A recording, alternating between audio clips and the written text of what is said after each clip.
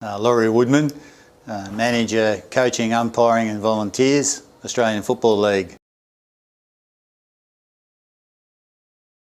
What we've done with our coaching programs, basically starting with our Level 1 programs, is to try and develop in our coaches an ability to take an inclusive approach to their coaching overall, so that no matter who turns up at a training session at an Auskick centre or a junior club or a senior club for that matter, that the coach can embrace and welcome those people and include them in the activities.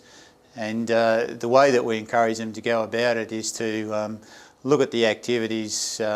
from an inclusive perspective, to say that anyone who turns up can be involved and actively participate in the game in their training sessions. Well, I guess the challenges are always that I suppose people tend to bring particular ways of thinking with them, and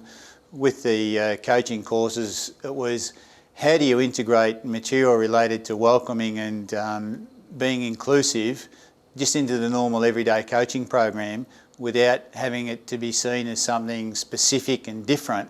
that we just try to develop a culture or a philosophy of inclusion. And it's having people think about that and essentially how they can modify activities so that everyone within their training group gets participation, gets some challenge, gets stretched a little bit, fits in and becomes part of the team. Once it's been presented to them in courses, and one of the things we did initially was to review our manuals to see what was in them that was relevant or needed to be included or needed to be taken out for that matter, and then really having coaches consider when they're planning or running an activity, what sort of things do you need to look at for your people? How can you modify things? And we use a little acronym called TREE,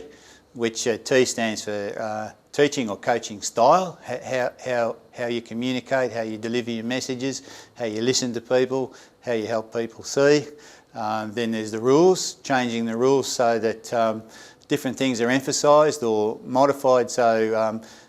everyone gets a fair go, or you can create rules that bring people into the game at various times. And then there's things like the equipment, which is the first E, modifying equipment, bringing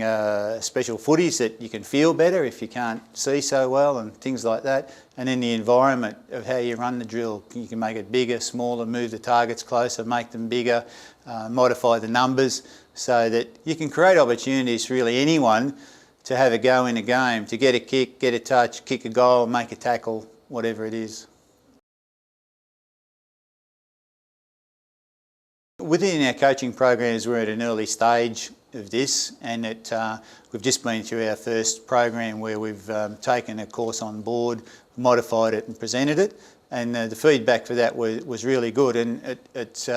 goes back to what I said before. We really tried to make the coaches aware of, if somebody comes along who's a bit different, how can you get them involved? How can you give them participation just like everyone else, by thinking it through, planning and making modifications? And we do that in the high performance side all the time by making small-sided games, uneven numbers, focusing on a particular element of the skill or tactic. To me, this making inclusive practices is exactly the same, just doing it in a different or for a different reason.